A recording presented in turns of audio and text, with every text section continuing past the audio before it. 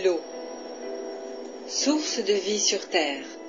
On estime qu'un habitant sur 3 n'aura plus d'eau potable en 2020 sur notre planète, alors qu'elle existe partout autour de nous. 6500 km3 d'eau sont disponibles chaque jour dans l'atmosphère pour tous. Cette eau, nous avons la possibilité de la récupérer grâce à un procédé révolutionnaire. Aujourd'hui, avec Waterworld Solutions, vous avez accès à une eau pure et saine chez vous ou à votre bureau. Les machines oxygène ne nécessitent pas de plomberie, une simple prise électrique suffit et l'eau se crée. La vapeur d'eau contenue dans l'air se transforme en gouttelettes qui coulent le long d'un évaporateur. L'eau ainsi créée est récupérée dans un premier réservoir.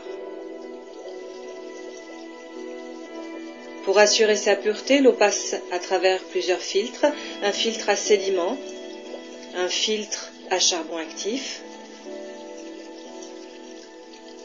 puis la finesse d'une membrane d'ultrafiltration va bloquer toutes les particules supérieures à 1 millième de micron.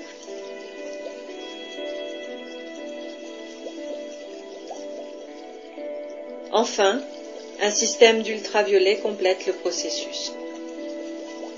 L'eau est ensuite collectée dans un réservoir principal et filtrée 24 heures sur 24.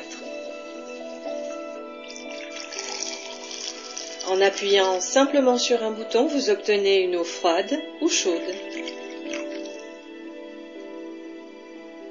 Un bouton équipé d'une sécurité protège les enfants de l'accès à l'eau chaude. Grâce à ces machines oxygène, Waterworld Solutions vous offre une eau d'une pureté absolue à n'importe quel moment et n'importe où. Bon, dans cette vidéo, je vais vous parler des fontaines à eau atmosphériques, du moins comment ils ont été mis au point.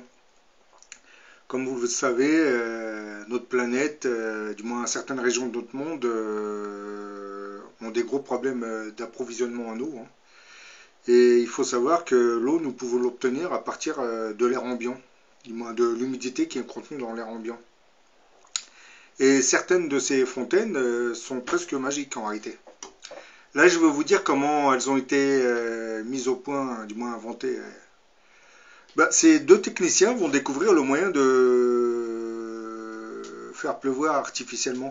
L'histoire avait commencé en 1987 par une chaude journée d'été. Réparateurs dans une aciérie, Daniel, Angel et Matthew Clasby vont se rendre avec leur voiture de dépannage dans un des bâtiments de fabrication de l'acier. Arrivé sur les lieux, Daniel va remarquer que le pare-brise de leur véhicule était entièrement mouillé. Intrigués par le phénomène, les deux hommes essayèrent de chercher la cause d'une telle humidité. Ils vont sortir de la voiture et vont s'apercevoir que le sol était complètement trempé. C'était comme s'il pleuvait à l'intérieur. Qu'est-ce qui pouvait bien stimuler cette pluie artificielle? C'est ce qui les intriguait. Le hall de l'usine abritant en fait de l'acier chauffé à des températures de fusion de 3200 degrés pour être laminé et formé.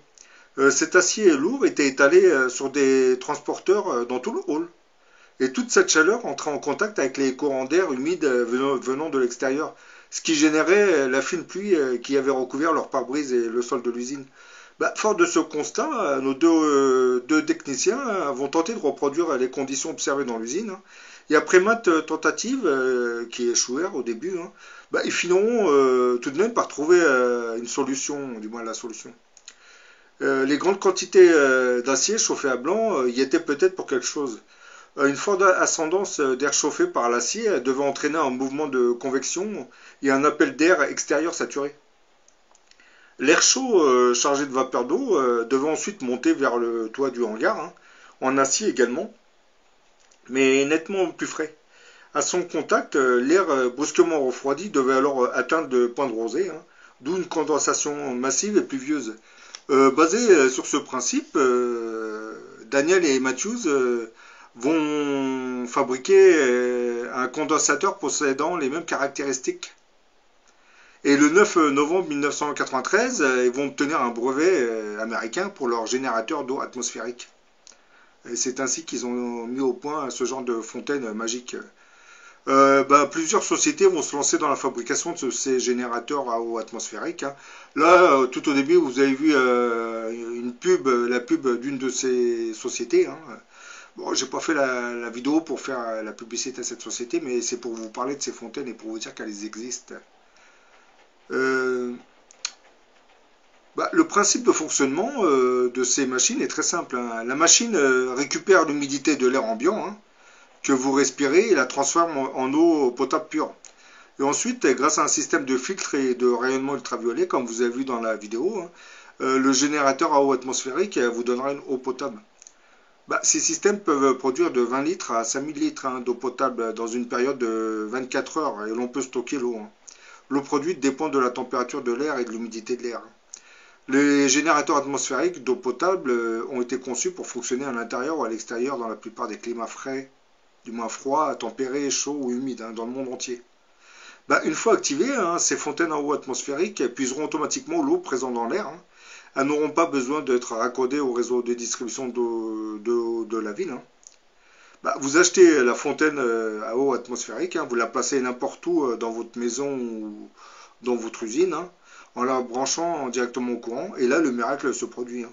Sans être branché au circuit d'eau du secteur, hein, la fontaine atmosphérique va finir par produire de l'eau qu'elle puisera directement dans l'air ambiant. En 2012, la ville d'Haïti avait inauguré l'installation de l'une de ces fontaines atmosphériques autour d'un hôpital. Voilà ce que son ministre disait à ce sujet.